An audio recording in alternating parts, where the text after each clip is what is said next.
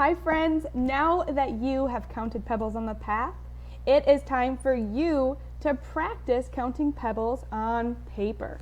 So if you could get your handy dandy Bridges math book out and turn to page 54, you will see many different paths, and we're going to fill in the missing numbers on those paths.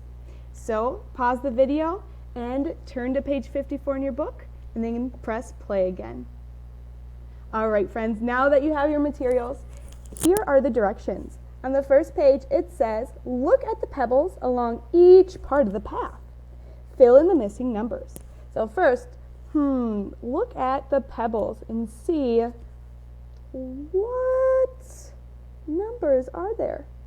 So we have 22, 23, 25, 26. All right, then you can write in the missing numbers. So 22, 23, 24.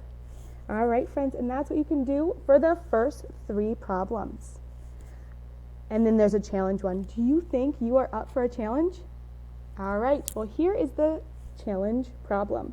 Hansel and Gretel used a pebble to mark every 10 steps as they walked along the path.